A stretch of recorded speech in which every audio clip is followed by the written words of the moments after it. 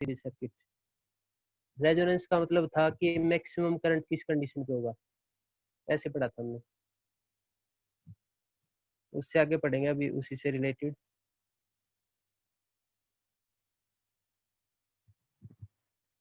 Mostly बच्चों का video last में एलसीआर सीरीज सर्किट में रेजोनेंस पढ़ा था। रेजोनेंस का मतलब करंट मैक्सिमम कब होगा। अब हम पढ़ेंगे शार्पनेस ऑफ रेजोनेंस।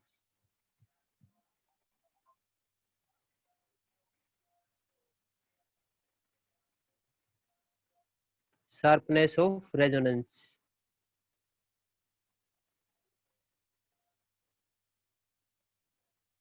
तो इसके अंदर हम ये पढ़ेंगे, अगर हम ग्राफ बनाते हैं, अगर हम करंट का और ओमेगा का ग्राफ बनाते हैं, तो हम ये देखते हैं कि ग्राफ इस तरह से आता है। करंट के एम्पलीट्यूड का और ओमेगा का ग्राफ बनाते हैं तो ग्राफ इस तरह से आता है। तो हमने देखा कि यहाँ पे करंट इंक्रीज हो रहा है, यहाँ पे जाके मैक्सिमम, तो यहाँ पे मैक्सिमम हो रहा, तो यहाँ पे इधर ये फ्रीक्वेंसी है, एंगुलर फ्रीक्वेंसी।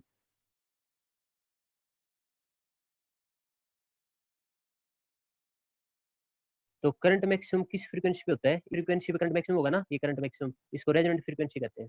और फिर हमने ये देखा था कि करंट को अगर और ज्यादा मैक्सिमम करना है ना, तो उसका रेजिस्टेंस कम कर दो।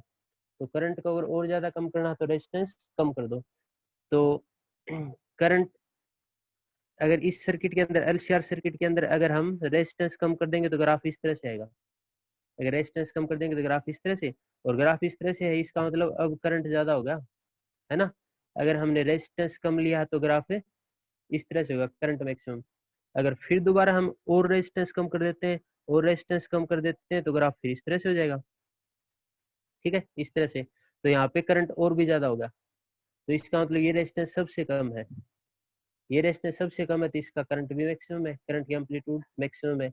ये रेजिस्टेंस मीडियम है ना, मीडियम। और ये रेजिस्टेंस हाई है, ये रेजिस्टेंस हाई है, हाई रेजिस्टेंस। अगर रेजिस्टेंस ज्यादा है तो करंट का एम्पलीट्यूड कम है, अगर रेजिस्टेंस थोड़ा कम कर दिया तो करंट का एम्पलीट्यूड ज्यादा, और करंट रेजिस्टेंस अगर और भी कम कर दिया, लो रेजिस्टेंस ले लिया, तो करंट का एम्पलीट्यूड और भी ज्यादा। तो देखो यहाँ पे जो ये ग्राफ था ना, इसकी पीक ज्यादा थी, यहाँ पे पीक कम होगी। और इसका भी अगर अच्छी तरह ग्राफ बनाएंगे ना, तो पीक इस तरह से बनेगी, इस तरह से पीक, इस तरह से पीक बनेगी। तो ये शार्प पीक बनती जाएगी ऊपर, शार्प पीक, इसी को कहते हैं शार्पनेस ऑफ रेजोनेंस। तो रेजोनेंस के अंदर शार्पनेस कैसे आएगी, जब रेजिस्टेंस कम होगा, और रेजिस्टेंस कम होगा तो करंट मैक्सिमम होगा, इसी को कहते हैं शार्पनेस ऑफ रेजोनेंस। तो जिस फ्रीक्वेंसी पे भी करंट मैक्सिमम होता है, इस फ्रीक्वेंसी को क्या कहते हैं, रेजोनेंट फ्रीक्वेंसी, रेजोनेंट फ्रीक्वेंसी। तो ये होती है रेजोनेंट फ्रीक्वेंसी।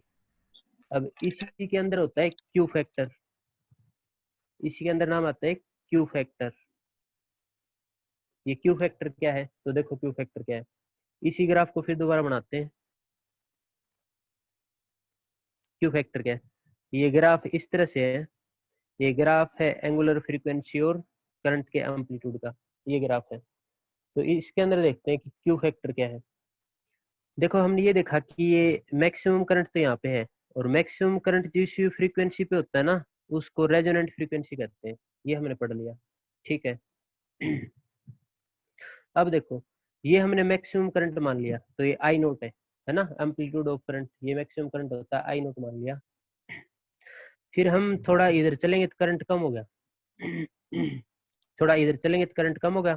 तो हमने यहाँ पे मान लिया, यहाँ पे कि यहाँ पे करंट है ना, इतना है I naught by root to, यहाँ पे करंट कितना है, I naught by root to, इतना मान लिया हमने।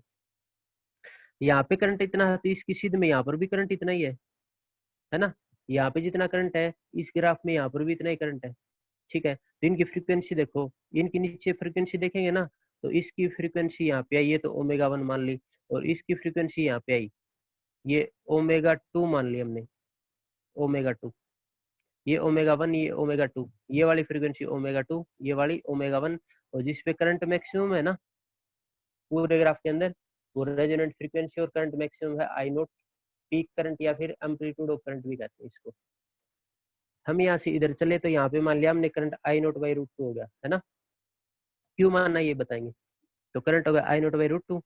तो इस फ्रीक्वेंसी पे current I naught by root two है, तो रेजोनेंट फ्रीक्वेंसी के इस तरफ एक फ्रीक्वेंसी है ओमेगा वन, वहां पे भी current I naught by root two है, और रेजोनेंट फ्रीक्वेंसी के राइट साइड में भी एक फ्रीक्वेंसी है ओमेगा टू, इस फ्रीक्वेंसी पे भी करंट उतना ही है, ठीक है ना। तो इसका यूज करके हम क्यू फैक्टर डिफाइन करेंगे। What is Q factor? तो क्यू फैक्टर रेशियो होता है, क्यू फैक्टर क्या है? क्यू फैक्टर रेशियो है, किस किस का रेशियो है देखो, एक तो रेजोनेंट फ्रीक्वेंसी का।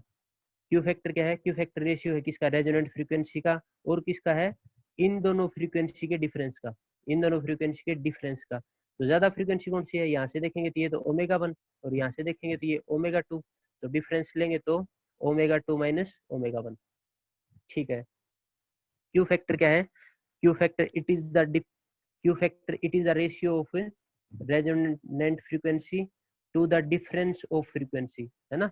रेजोनेंट फ्रीक्वेंसी का और डिफरेंस ऑफ फ्रीक्वेंसी का रेशियो है। What is Q factor? Q factor is the ratio of resonant frequency to the difference of frequency on both side of resonant frequency. ये कौन सी frequency है? Resonant frequency के both side में frequency है, और ये फ्रीक्वेंसी वो फ्रीक्वेंसी है, इन फ्रीक्वेंसी पे करंट का एम्पलीट्यूड कितना हो जाता है? I naught by root two. तो फिर दोबारा देख लो, Q factor is the ratio of resonant frequency to the difference of frequency on both side of resonant frequency. At these frequencies, current amplitude become I naught by root 2। कि ये उन frequency का difference है जिन frequency पे current है वो आई naught by root two हो जाता है, तो ये है क्यू फैक्टर। तो इस क्यू फैक्टर का हम डेरिवेशन करेंगे, आगे डेरिवेशन करेंगे, एक अलग से फॉर्मूला बनाएंगे इसका। तो देखो इसका डेरिवेशन करते हैं। तो हमने यहाँ पे ये देखा कि यहाँ पे करंट आई नोट था, यहाँ पे करंट कम हो गया, और यहाँ पे करंट कम हो गया तो रेजिस्टेंस ज्यादा हो गया होगा। देखो यहाँ पे रेजिस्टेंस कम था, यहाँ पे मीडियम और यहाँ पे हाई, नीचे की तरफ रेजिस्टेंस इंक्रीज हो रहा है, और नीचे की तरफ रेजिस्टेंस इंक्रीज हो रहा है तो करंट भी डिक्रीज हो रहा है, यहाँ पे ज्यादा था, यहाँ पे कम, यहाँ पे कम। तो ऐसा ही हम यहाँ पे देखेंगे, अगर यहाँ से इधर आए तो current I naught by root हो गया, तो इसका मतलब करंट कम हो गया, और करंट कम हो गया तो रेजिस्टेंस ज्यादा हो जाएगा।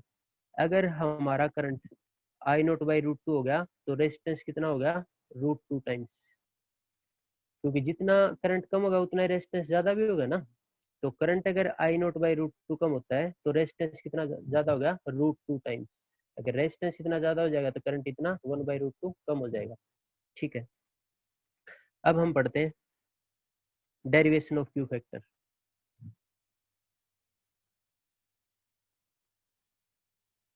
Derivation of Q factor important है, Q factor sharpness of resonance and Q factor important है। तो क्यू फैक्टर हम डेरिवेशन किस तरह से करें? तो देखो हमने अभी देखा क्यू फैक्टर हो इन दोनों का रेशियो है, ये उन फ्रीक्वेंसी का डिफरेंस है जहाँ पे current I naught by root two हो जाता है, और यहाँ पे करंट अगर I naught by root two हो गया ना तो यहाँ पे रेजिस्टेंस कितना हो जाता है? रूट टू टाइम्स, मतलब रेजिस्टेंस ज्यादा हो जाता है। अगर रेजिस्टेंस कितना ज्यादा हो जाता है तो पूरी सर्किट का रेजिस्टेंस हम ले लेते हैं फिर। तो ये एलसीआर सर्किट के बारे में पढ़ रहे थे हम। तो एलसीआर सर्किट का रेजिस्टेंस होता कितना है? एलसीआर सर्किट का जो टोटल रेजिस्टेंस है ना उसको तो हम जेड से रिप्रेजेंट करते हैं, है ना, इसको इम्पीडेंस कहते हैं। और ये टोटल रेजिस्टेंस होता कितना है? ये टोटल रेजिस्टेंस इतना होता है आर स्क्वेयर प्लस में एक्स एल माइनस में omega C, X L minus omega C whole square, इतना रेजिस्टेंस होता है ना। तो ये टोटल रेजिस्टेंस को इम्पीडेंस कहते हैं। और हमने देखा कि करंट अगर I naught by root two हो जाएगा ना तो रेजिस्टेंस कितना हो जाएगा? Root two R. तो ये रेजिस्टेंस कितना हो जाएगा? ये रेजिस्टेंस रूट टू आर के इक्वल हो जाएगा, तभी current I naught by root two होगा, ठीक है। तो क्यू फैक्टर का डेरिवेशन कर रहे हैं, इसमें हमने यहाँ से स्टार्ट कर दिया। ये एलसीआर सर्किट का जो भी अपोजिशन है ना, जो भी रेजिस्टेंस है वो रूट टू आर बन गया। तो अब इसको सोल्व कर लेते हैं, दोनों तरफ स्क्वायर कर लेते हैं। अगर दोनों तरफ स्क्वायर करेंगे तो ये रूट हट जाएगा और इसका रूट हट जाएगा और ये स्क्वायर हो जाएगा, ठीक है। दोनों तरफ हम स्क्वायर कर लेते हैं। तो स्क्वेयरिंग बोथ साइड, दोनों तरफ स्क्वायर करेंगे तो ये हो गया आर स्क्वायर, है ना, रूट हट गया। ये एक्स एल माइनस एक्स सी का होल स्क्वायर, और इसका स्क्वायर करेंगे टू, है ना, रूट हट गया, और आर का स्क्वायर करेंगे तो आर स्क्वायर, ये आर बार था, ठीक है, इतना हो गया। अब इनकी वैल्यू पुट कर देते हैं, इनकी वैल्यू पुट कर देते हैं, तो इनकी वैल्यू पुट करो। तो पहले तो इसको इधर ले जाओ, है ना, तो ये तो यही रहने देते हैं। ओ एक्स एल की वैल्यू क्या है? Omega L. एक्स सी की वैल्यू क्या है? One by omega C. और इसका स्क्वायर तो इसका स्क्वायर कर दिया हमने, इसको इधर ले जाओ, तो टू आर स्क्वायर में से आर स्क्वायर जाएगा तो आर स्क्वायर बच गया, है ना, इतना होगा। ठीक है। अब अगर हम दोनों तरफ से रूट कर दें, दोनों तरफ से रूट कर दें तो स्क्वायर हट जाएगा, दोनों तरफ से रूट कर दें तो स्क्वायर हट जाएगा। तो अगर इसको हम सोल्व करेंगे ना तो हमारे पास ये रिजल्ट आएगा ओमेगा एल माइनस 1/ओमेगा c। इसका स्क्वायर हटा दिया तो इसका भी स्क्वायर हट गया। तो हम इसको दो बार लिख सकते हैं, एक बार प्लस करके और एक बार माइनस करके। देखो ऐसे करके, देखो इसका दोनों तरफ स्क्वायर करो, इसका स्क्वायर करेंगे तो ये, और प्लस आर का स्क्वायर करेंगे तो भी ये। इसका स्क्वायर करके दिखाओ, यहाँ पे प्लस आर की जगह माइनस आर ले लिया मैंने, इसका स्क्वायर करके देखो, इसका स्क्वायर करेंगे तो ये, और इस माइनस आर का स्क्वायर करेंगे तो भी प्लस आर स्क्वायर आएगा। ठीक है ना। तो इसको हम दो तरीके से लिख सकते हैं इसको। तो दो तरीके से अगर हमने इसको लिख लिया ना, तो प्लस रेजिस्टेंस ये है और ये माइनस रेजिस्टेंस है। तो यहाँ पे जो ओमेगा है ना फ्रीक्वेंसी है, यहाँ पे इसको 1 मान लेते हैं, इसको 2 मान लेते हैं, मतलब अलग अलग मान लेते हैं इनको।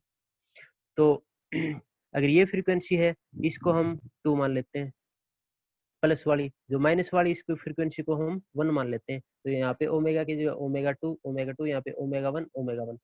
एक इक्वेशन हमारे पास ये बन गई और एक इक्वेशन हमारे पास ये बन गई। ठीक है। अब इन दोनों इक्वेशन को हम ऐड कर देंगे और एक बार सब्ट्रैक्ट कर देंगे। तो इन दोनों को ऐड करते हैं तो क्या रिजल्ट आता है देखते हैं।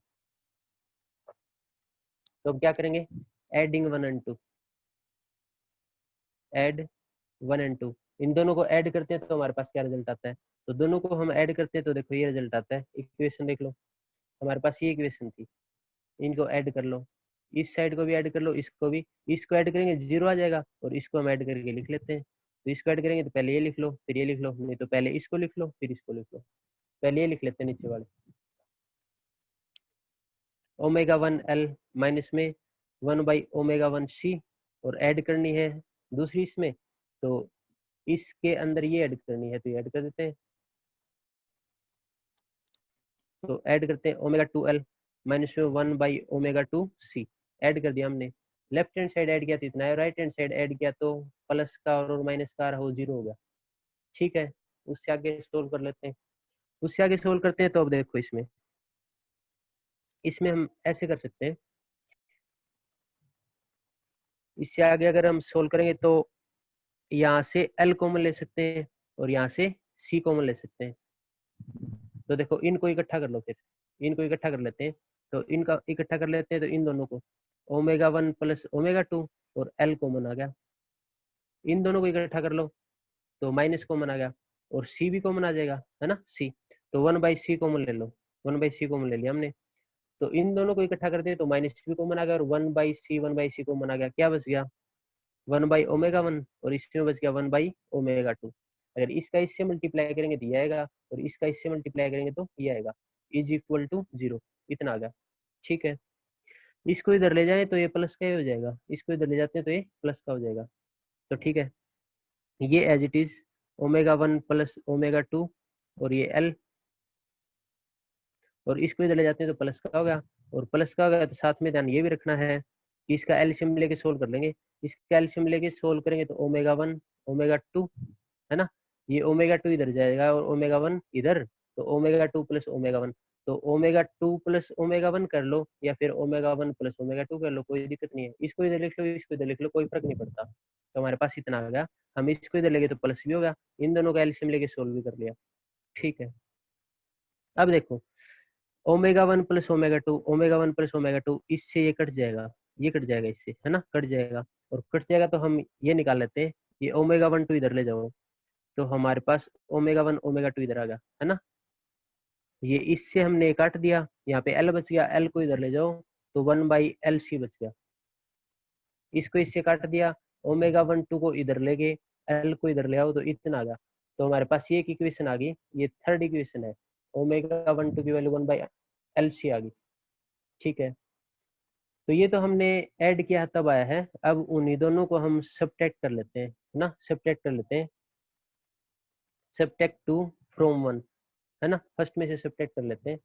तो देखो फिर सब्ट्रैक्ट करते हैं, इससे क्या आंसर आए।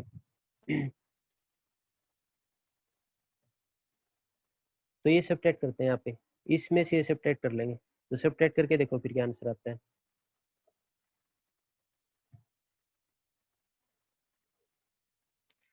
तो फर्स्ट वाली क्वेश्चन है वो लिख लेते हैं, इन दोनों को हमने ऐड किया ना, इन्हीं को सब्ट्रैक्ट यहीं से कर लेते हैं। तो यहाँ पे लिख लेता हूँ मैं ओमेगा 1 एल माइनस 1/ओमेगा c, ठीक है ना। इसमें से सब्ट्रैक्ट कर लेते हैं और इसमें से सब्ट्रैक्ट करेंगे तो देखो फिर सब्ट्रैक्ट करना है, माइनस है ओमेगा 2 एल और ये 1/ओमेगा 2 c हमने सब्ट्रैक्ट करना है तो इस तरह से आएगा, इसमें से ये सब्ट्रैक्ट कर दिया, ठीक है। यहाँ पे r माइनस r 0 हो गया था ना, तो r और माइनस हमने इनको ऐड किया था, और हमने इनको ऐड किया था ना, तो हमने इस तरह से ऐड किया था, इसमें से एक माइनस का था इसलिए 0 हो गया था, तो इसमें से एक माइनस का है तो इसमें से एक माइनस का है, और हमने क्या क्या सब्ट्रैक्ट किया है, तो माइनस माइनस प्लस हो गया, माइनस माइनस प्लस हो गया तो 2r आ गया फिर यहाँ पे, है ना 2r। चलो इससे आगे सोल्व करते हैं। यहाँ पे देख लो क्या कॉमन आता है, उसी हिसाब से सोल्व कर लेते हैं। तो फिर दोबारा हम यही कर लेंगे कि इन दोनों को इकट्ठा कर लो, इकट्ठा करेंगे तो एल कॉमन आएगा, ठीक है। फिर इकट्ठा कर लेते हैं। तो चलो देखो फिर ये माइनस का और ये माइनस इसके अंदर जाएगा तो ये प्लस का हो जाएगा, तो इन दोनों को इकट्ठा कर लो, इकट्ठा करेंगे तो ओमेगा 1 माइनस ओमेगा 2 इतना आ गया, और एल यहाँ से आ गया कॉमन, ठीक है। ये माइनस इसके अंदर गया ना, तो ये तो माइनस का होगा, हमने सोल्व कर लिया। ये माइनस यहाँ पे जाएगा तो ये प्लस का होगा, ठीक है, प्लस का होगा। तो इन दोनों में से हम कॉमन ले लेते हैं, क्या कॉमन ले लेते हैं 1/c, ठीक है, 1/c कॉमन ले लिया, तो ये प्लस का है, ये प्लस का तो 1/ओमेगा 2, और ये माइनस का है ना, तो -1/ओमेगा 1 इतना आ गया। अब इसका एलसीएम लेके सोल्व कर लेते हैं, और एलसीएम लेके सोल्व करते हैं तो देखो फिर ये इसके इक्वल है, तो ये इस तरफ वाला हटा देते हैं, ये इसके इक्वल है ना, 2r इसके इक्वल है, ठीक है। इसको सोल्व कर लेते हैं, ये एज इट इज रहने दो, omega 1 omega 2 L 1/c as it is रहने दो, इसको सोल्व कर लेते हैं। तो ये एलसीएम आ गया ओमेगा 2 ओमेगा 1, इन दोनों का एलसीएम ओमेगा 2 ओमेगा 1, ये इधर चला जाएगा और ये इधर, तो ओमेगा 1 माइनस ओमेगा 2 इतना आ गया, इज इक्वल टू 2r इतना आ गया, इज इक्वल टू 2r, ठीक है। ओमेगा 1 यहाँ से कॉमन ले लो, है ना, omega 1 minus omega 2, omega 1 minus omega 2 common ले लो, तो ओमेगा 1 माइनस ओमेगा 2 हमने कॉमन ले लिया, कॉमन ले लिया तो क्या बच गया, यहाँ से बच गया एल, यहाँ से बच गया 1, यहाँ से बच गया 1/c, ये कॉमन ले लिया, और ये कॉमन ले लिया तो क्या बच गया यहाँ पे 1/में ओमेगा 2 ओमेगा 1, है ना, ये बच गया, इज इक्वल टू 2r इतना बच गया। ओमेगा 2 ओमेगा 1 की जगह क्या लिख सकते हैं, ओमेगा 2 ओमेगा 1 की जगह क्या लिख सकते हैं 1/LC, तो इसकी जगह हम लिख सकते हैं 1/LC लिख लो। तो ओमेगा 1 ओमेगा 2 यहाँ से हम करेंगे तो L प्लस 1/C, और इसकी जगह लिखेंगे 1/LC, तो LC ऊपर चला गया, तो LC ऊपर चला गया, इज इक्वल टू 2r इतना आ गया। C से C काट दो, C से C काट दो तो ये क्या हो गया 2l हो गया यहाँ पे, है ना 2l, तो ये आ गया हमारे पास ओमेगा 1 माइनस ओमेगा 2, है ना, ओमेगा 1 माइनस ओमेगा 2, और ये C से C कट गया तो 2l, 2l को इसके नीचे ले जाओ, ये 2l यहाँ पे बचेगा ना, इसके नीचे ले जाओ, क्योंकि ये तो मल्टीप्लाई में आपस में, तो 2l मल्टीप्लाई में तो यहाँ पे नीचे चला जाएगा, और यहाँ पे नीचे चला जाएगा 2r अपॉन में 2l इतना आ गया। 2 से 2 काट देते हैं, और 2 से 2 काट देते हैं तो हमारे पास आ गया r/l, तो हमारे पास क्या आ गया r/l, तो ओमेगा 1 माइनस ओमेगा 2 आ गया हमारे पास r/l, ठीक है। इससे आगे देखते हैं, इससे आगे देखेंगे तो हमारे पास आ गया ओमेगा 1 माइनस ओमेगा 2 r/l इतना आ गया। हम निकालने क्या जा रहे थे क्यू फैक्टर का डेरिवेशन, और क्यू फैक्टर का अगर हम डेरिवेशन निकालने जा रहे थे ना, तो क्यू फैक्टर तो ये था, नेक्स्ट पेज पे लिखते हैं।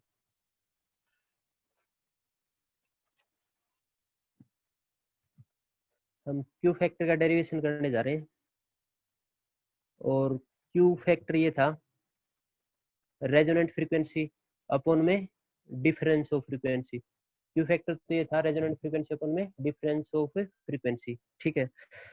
तो ये रेजोनेंट फ्रीक्वेंसी तो हमारे पास एज इट इज आएगी ओमेगा आर, और नीचे डिफरेंस ऑफ फ्रीक्वेंसी क्या आ गया हमारे पास, हमारे पास डिफरेंस ऑफ फ्रीक्वेंसी क्या आ गया r/l, इसकी वैल्यू पुट कर देते हैं, इसकी वैल्यू पुट करेंगे तो हमारे पास आंसर आ जाएगा। तो अभी हमने सोल्व किया है कि ये डिफरेंस ऑफ फ्रीक्वेंसी हमारे पास आया R/L। ठीक है, रेजोनेंट फ्रीक्वेंसी का फॉर्मूला पुट कर दो। रेजोनेंट फ्रीक्वेंसी का क्या फॉर्मूला है, पहले पढ़ चुके हो, 1/√LC। रेजोनेंट फ्रीक्वेंसी का फॉर्मूला क्या है, 1/√LC। और नीचे क्या है, R/L। तो नीचे R/L है तो R/L, L ऊपर चला गया, इतना आ गया। ठीक है, इसको आगे और सोल्व करते हैं।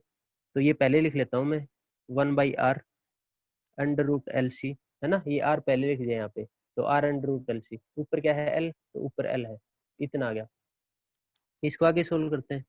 वैसे तो ये आंसर आ गया यहाँ तक, पर थोड़ा सा और सिंप्लीफाई कर लेते हैं। और सिंप्लीफाई हम क्या करें, हम सिंप्लीफाई ऐसे करेंगे कि हमारे पास इतना आ गया, इसको √L से मल्टीप्लाई कर दो, √L से डिवाइड कर दो। इसी फॉर्मूले को √L से मल्टीप्लाई करो, √L से डिवाइड करो। ठीक है, ये √L और √L है ना, ये दोनों √L और √L का मल्टीप्लाई करेंगे तो L आएगा। तो इस √L और √L से जो L आएगा ना, वो L इससे कैंसिल हो जाएगा। तो इन दोनों से L कैंसिल हो गया, तो ऊपर क्या बच गया, √L। और इनका मल्टीप्लाई किया हमने तो √C तो बच ही गया, तो √C बच गया, है ना। और यहाँ पे क्या बच गया, 1/R बच गया, 1/R। तो इसके कंपेरिजन में भी छोटा फॉर्मूला बन गया। तो इसको हम ऐसे लिख सकते हैं कि क्यू फैक्टर है ना, क्यू फैक्टर कितना आ गया, 1/R√L/C, इकट्ठे लिख दिया हमने। तो ये क्यू फैक्टर का डेरिवेशन है। क्यू फैक्टर का डेरिवेशन हमने कैसे किया, एक बार फिर देख लो। क्यू फैक्टर का डेरिवेशन हमने इस तरह किया कि अगर हम क्यू फैक्टर निकालेंगे ना, तो क्यू फैक्टर निकालेंगे तो हमने ये देखा था कि वहाँ पे रेजोनेंस का यूज करते हैं। रेजोनेंस का मतलब करंट मैक्सिमम, और करंट मैक्सिमम होगा, वहाँ पे हमने क्यू फैक्टर पढ़ा था। और क्यू फैक्टर पढ़ेंगे ना, वहाँ पे हमने ये देखा था कि उसके अंदर जो डिफरेंस ऑफ फ्रीक्वेंसी है ना, वहाँ पे करंट है वो I0/√2 हो जाता है। करंट है वो I0/√2। अगर करंट कम हो गया तो √2 टाइम्स रेजिस्टेंस ज्यादा हो जाएगा। तो LCR सीरीज सर्किट का रेजिस्टेंस है, तो ये रेजिस्टेंस है ना, ये रेजिस्टेंस ये √2 टाइम्स ज्यादा होगा।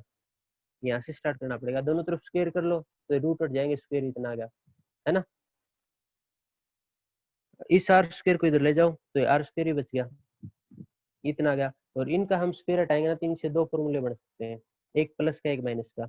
अब एक बार इन दोनों को ऐड कर दो, एक बार इन दोनों को सब्ट्रैक्ट कर दो। और इन दोनों को अगर हम एक बार ऐड करेंगे ना, ऐड करेंगे तो हमारे पास ये आएगा ω1/2 1/LC। अगर इनको हम सब्ट्रैक्ट करेंगे तो हमारे पास ये आएगा ω1 - ω2 R/L। और इन्हीं दोनों का यूज करके हम क्यू फैक्टर निकाल लेंगे। तो हमने क्यू फैक्टर ये निकालना है, हमने क्यू फैक्टर ये निकाल दिया कि क्यू फैक्टर होता है रेजोनेंट फ्रीक्वेंसी अपॉन में डिफरेंस ऑफ फ्रीक्वेंसी। तो डिफरेंस ऑफ फ्रीक्वेंसी R/L आया है, और रेजोनेंट फ्रीक्वेंसी होता है 1/√LC। ठीक है, ये R/L था तो L ऊपर चला गया, तो इस R को हमने पहले लिख दिया यहाँ पे, ऐसे आ गया। और इसी फॉर्मूले को √L से मल्टीप्लाई, √L से डिवाइड किया और इसको सोल्व किया, तो ये आ गया हमारे पास, ये है Q factor of LCR series circuit. ठीक है, आगे पढ़ते हैं हम। आगे हम ये पढ़ेंगे कि क्यू फैक्टर क्या काम आता है। क्यू फैक्टर क्या काम आता है, तो क्यू फैक्टर है वो शार्पनेस को मेजर करता है, शार्पनेस को। जब भी पूछे कि इसका काम क्या है, ये शार्पनेस को मेजर करता है। किसकी शार्पनेस को, रेजोनेंस की शार्पनेस को। तो रेजोनेंस की शार्पनेस अगर इस तरह से है या फिर इस तरह से है, अगर ऐसे है तो रेजिस्टेंस ज्यादा है, वैसे है तो रेजिस्टेंस कम, और रेजिस्टेंस कम है तो करंट ज्यादा। तो अगर करंट ज्यादा है इसका मतलब रेजोनेंस है। और किस फ्रीक्वेंसी पे होता है ये, रेजोनेंट फ्रीक्वेंसी पे, है ना। तो what is use of Q factor, Q factor measure sharpness of resonance. इस सर्किट में रेजोनेंस की शार्पनेस कितनी है उसको मेजर करता है क्यू फैक्टर। तो इम्पोर्टेंट है, इसका डेरिवेशन आ सकता है, इस पे न्यूमेरिकल भी आ सकता है। इससे आगे पढ़ते हैं हम, इससे आगे हम ये पढ़ेंगे power of AC circuit. Power of AC circuit, तो एसी सर्किट के अंदर तो हमने ये देखा था, हमने एसी सर्किट कई पढ़े थे, वो हमने ये देखा था कि ये एसी सोर्स लेते हैं, E = E0 sin ωt, है ना। एसी सोर्स लेते हैं, इस सोर्स को ऑन करेंगे, यहाँ पे कोई भी एलिमेंट हम कनेक्ट करेंगे तो यहाँ से करंट फ्लो होगा। तो ये इंस्टेंटेनियस ईएमएफ और ये इंस्टेंटेनियस करंट है ना, इंस्टेंटेनियस करंट। तो इसकी अगर हम पावर निकालेंगे ना, तो इसकी पावर भी इंस्टेंटेनियस पावर आएगी, इसकी पावर है वो भी इंस्टेंटेनियस पावर आएगी। क्या होती है इंस्टेंटेनियस पावर? इंस्टेंटेनियस पावर ये होता है ई आई। ई क्या है? Instantaneous EMF. आई क्या है? Instantaneous current. तो इन दोनों का मल्टीप्लाई करेंगे ना, what is instantaneous power? It is product of instantaneous EMF and instantaneous current. Power पहले भी तो पढ़ा होगा ना, P is equal to V I, voltage into में करंट। तो उसी तरह से हम सोल्व करेंगे इसको। एसी सर्किट भी पढ़ेंगे तो एसी सर्किट की जो वोल्टेज है वो इंस्टेंटेनियस होती है और करंट भी इंस्टेंटेनियस, तो इंस्टेंटेनियस पावर आएगी। ठीक है ना? चलो आगे सोल्व करते हैं। तो इनकी वैल्यू पुट कर लेते हैं, और इनकी वैल्यू अगर हम पुट करेंगे तो हमने ये मान लिया कि इंस्टेंटेनियस ईएमएफ इतनी है। तो फिर हम यहाँ पे कौन सा कंपोनेंट कनेक्ट करते हैं उस पर डिपेंड करता है हमारा करंट कितना आएगा, है ना? यहाँ पे ओनली रेजिस्टेंस है तो ये दोनों सेम फेज में आएंगे।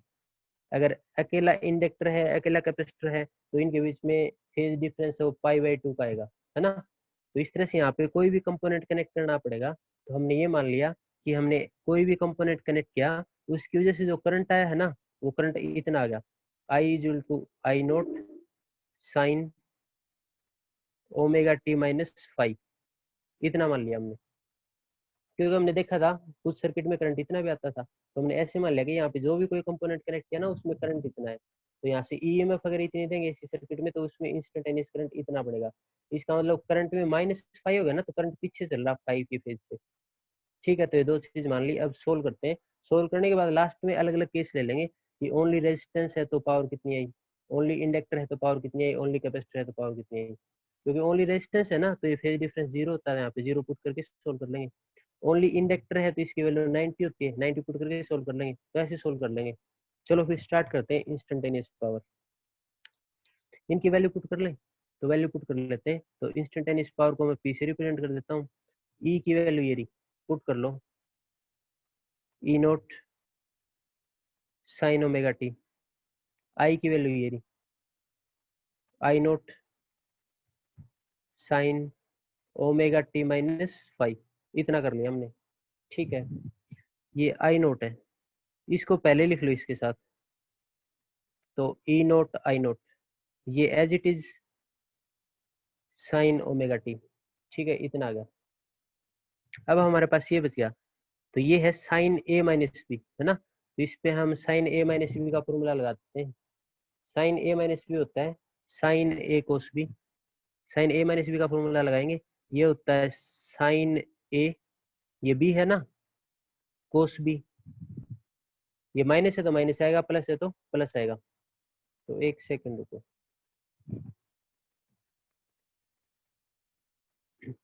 तो A-B का फॉर्मूला, तो साइन A कोस B, फिर कोस A, तो ये A है, तो कोस A साइन B,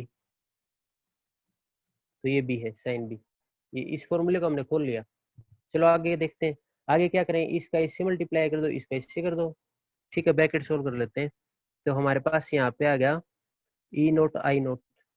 ठीक है, इसका इससे मल्टीप्लाई करो तो ये तो साइन स्क्वायर हो गया, तो ये हो गया साइन स्क्वायर ω t, साथ में है कोस 5। ठीक है, इसका इससे मल्टीप्लाई करते हैं ना, इससे मल्टीप्लाई करते हैं तो होगा साइन ω t कोस ω t और साथ में साइन 5, इतना होगा। तो इसका इससे मल्टीप्लाई किया तो स्क्वायर हो गया, इससे मल्टीप्लाई किया तो ये आ गया। ठीक है, आगे देखते हैं। आगे हम ऐसा करेंगे, ये साइन स्क्वायर थीटा है ना, साइन स्क्वायर थीटा, इसको हम ऐसे लिख लेते हैं। साइन स्क्वायर थीटा को ऐसे भी लिख लेते हैं, कैसे लिख लेते हैं, 1 माइनस साइन स्क्वायर थीटा को किस चीज को ध्यान है, क्या लिख सकते हैं साइन स्क्वायर थीटा को, 1 माइनस कोस 2θ/2। ये जो हमने 11th में मैथमेटिकल टूल पढ़ा था वहां पे पढ़े थे फॉर्मूले कि हम साइन स्क्वायर थीटा को क्या लिख सकते हैं, तो 1 माइनस कोस 2θ/2। तो साइन स्क्वायर थीटा को लिख लिया 1 माइनस कोस 2θ, तो थीटा तो ये है, तो 2θ, 1 माइनस कोस 2θ/2। हमने इस साइन स्क्वायर थीटा को लिख लिया 1 माइनस कोस 2θ/2। ये साथ में एज इट इज, तो ये साथ में एज इट इज। ठीक है, इस इक्वेशन को अगर मैं 2 से मल्टीप्लाई कर दूं, 2 से डिवाइड कर दूं, तो इस पे कोई फर्क नहीं पड़ा। इस इक्वेशन को अगर मैं 2 से मल्टीप्लाई कर दूं, 2 से डिवाइड कर दूं, तो कोई फर्क नहीं पड़ा। ऐसा करने से क्या फायदा हुआ? ऐसा करने से फायदा ये होगा, देखो ये ओमेगा टी और ये ओमेगा टी सेम है, तो इनके एंगल सेम है, तो यहाँ से फॉर्मूला बन गया है। मान लो इसको ए मान लो, इस एंगल को ए मान लो, तो 2 साइन ए कोसे, 2 साइन ए कोसे का फॉर्मूला तो साइन 2 ए होता है ना। अगर इस ऊपर वाले को देखेंगे ना, तो 2 साइन ए कोसे का फॉर्मूला तो साइन 2 ए होता है, तो ऊपर वाले का फॉर्मूला हो गया साइन 2 ए, साइन 2, और ए तो हमने इसको माना है, तो ओमेगा टी, तो 2 साइन ओमेगा टी कोस ओमेगा टी को साइन 2 ओमेगा टी लिख सकते हैं, और नीचे 2 अलग से है, तो 2 यहाँ पे है। ये क्या बच गया? साइन 5, तो यहाँ पे बच गया साइन 5, इतना बच गया। ठीक है, अब क्या करें? 2 इसके नीचे भी है और 2 इसके नीचे भी है, 2 बार निकाल लो, तो यहाँ से 2 बार आ जाएगा। और क्या करें? इसकी इससे मल्टीप्लाई कर लो और इसकी इससे मल्टीप्लाई कर लो। ठीक है, तो हम ऐसे कर लेते हैं, ये 2 बार निकाल लेते हैं। 2 बार निकालेंगे तो हमारे पास आ गया ई नोट आई नोट बाई 2, इतना आ गया। ठीक है, इसकी इससे मल्टीप्लाई करेंगे तो कोस 5। ठीक है, इसकी इससे मल्टीप्लाई करेंगे तो कोस 5, और इसकी इससे करेंगे तो माइनस का आ गया कोस 2 ओमेगा टी और कोस 5। ठीक है ना, ये 2 हमने बाहर निकाल लिया, और जो कुछ है ये एज इट इज यहाँ पे लिख दो, ये जो कुछ भी है ना एज इट इज यहाँ पे लिख दो, तो यहाँ पे लिख देते हैं साइन 2 ओमेगा टी साइन 5, ऐसे लिख दिया हमने। इसमें से माइनस कॉमन ले लो, इन दोनों में से माइनस कॉमन ले लो। यहाँ से अगर हम माइनस कॉमन लेंगे ना तो माइनस अगर कॉमन लेंगे तो यहाँ पे प्लस आ जाएगा, माइनस कॉमन लेंगे तो प्लस आ गया, क्योंकि माइनस अंदर लेके जाओ ये माइनस का हो जाएगा और ये भी माइनस का, तो इतना आ गया हमारे पास। और इतना आ गया, तो इसको हम कैसे लिख सकते हैं? इसको हम ऐसे लिख सकते हैं, ये कोस ए कोस बी साइन ए साइन बी का फॉर्मूला बन गया, तो ये कोस ए कोस बी साइन ए साइन बी का फॉर्मूला बन गया, तो इसको हम कोस ए माइनस बी लिख सकते हैं। कोस ए माइनस बी का फॉर्मूला क्या होता है? कोस ए कोस बी प्लस साइन ए साइन बी, तो कोस ए माइनस बी का फॉर्मूला बन गया है, तो इसकी जगह हम ये लिख सकते हैं। नेक्स्ट पेज पे देखो हमारे पास क्या आ गया, वो देख लो। हम पावर निकालने जा रहे हैं, कौन सी पावर? Instantaneous power. हमारे पास आ गया ई नोट आई नोट बाई 2। ठीक है, यहाँ पे कितना आया? कोस 5, यहाँ पे है माइनस, और यहाँ पर क्या है? यहाँ पे है cos 2 omega t cos 5 plus sine 2 omega t sine 5, इतना है यहाँ पे। उसकी जगह हम लिख सकते हैं कोस ए माइनस बी, तो कोस 2 ओमेगा टी माइनस में 5, ये लिख सकते हैं कोस ए माइनस बी। इस कोस ए माइनस बी को सोल्व करोगे ना, तो एक कोस ए कोस बी प्लस साइन ए साइन बी बनेगा, और इसका कोस ए कोस बी और साइन ए साइन बी बनाओगे ना, तो उससे फिर सेम यही बनेगा, ये वाला पार्ट बनेगा पूरा, जो हमने यहाँ तक लिख रखा आगे। ठीक है, हमने ऐसे लिख लिया, हमने निकाल दी इंस्टेंटेनियस पावर। ठीक है, इंस्टेंटेनियस पावर। और अब हम निकालेंगे एवरेज पावर। एवरेज पावर, तो एवरेज पावर निकालेंगे तो इसका हम लेंगे एवरेज, तो इसका हम एवरेज ले लेते हैं। तो जो भी है ना इसका एवरेज लेंगे, इसका एवरेज लेंगे तो लिख लो ई नोट आई नोट बाई 2, और ये लिख लो कोस 5, ये साथ में कोस 2 ओमेगा टी माइनस 5, इतना आ गए। तो ये इंस्टेंटेनियस पावर थी, हमने निकालनी है एवरेज पावर। एवरेज पावर निकालेंगे तो इसका एवरेज लेंगे, और इसका अगर हम एवरेज लेंगे ना, तो देखो फिर इसका एवरेज तो जो है वो एज इट इज आएगा, और इसका एवरेज लेते हैं ना, यहाँ पे देखो टाइम है, अगर टाइम का कंपोनेंट साथ आ जाए, तो कोस ओमेगा टी है या फिर साइन ओमेगा टी है, सभी की एवरेज वैल्यू 0 होती है। ठीक है, पहले पढ़ा होगा ये कि कोस ओमेगा टी हो या फिर साइन ओमेगा टी हो या फिर कोस 2 ओमेगा टी माइनस 5 हो, माइनस में भी हो जाए कोई दिक्कत नहीं, तो कोस की एवरेज वैल्यू या फिर साइन की एवरेज वैल्यू क्या होती है? 0। तो इसकी एवरेज वैल्यू 0 होगी और ये बच गया एज इट इज। तो इस सारे की एवरेज वैल्यू लेंगे तो इसकी 0 आएगी और ये एज इट इज आएगा। तो पावर एवरेज हमारे पास आ गई ई नोट आई नोट बाई 2, और ये कोस 5, इतना आ गया, इसकी वैल्यू 0 होती है। ठीक है, तो इसको आगे और मॉडिफाई करेंगे, इसको आगे और मॉडिफाई करेंगे। कैसे मॉडिफाई करें? ऐसे कर देंगे हम, इस 2 को हम ऐसे लिख सकते हैं √2 इंटू में √2, इस 2 को हम ऐसे लिख सकते हैं √2 इंटू में √2, और ये है कोस फाई। ठीक है, I naught by root two क्या होता है, कोई बताएगा? E naught by root two क्या होता है? I naught by root two किसकी वैल्यू होती है? अब तक हमने पढ़ा, उसमें कौन बताना चाहता है? मीटिंग अगर अभी ये 40 मिनट के बाद फिनिश हो जाएगी तो दोबारा ज्वाइन करना सभी ने। तो इसकी वैल्यू बताओ, कौन बताना चाहता है? ई नोट बाई रूट टू किसकी वैल्यू होती है? I naught by root two किसकी वैल्यू होती है? देखो, ई नोट बाई रूट टू को हम ई आर एम एस लिख सकते हैं, ई आर एम एस, और आई नोट बाई रूट टू को आई आर एम एस, और ये कोस फाई।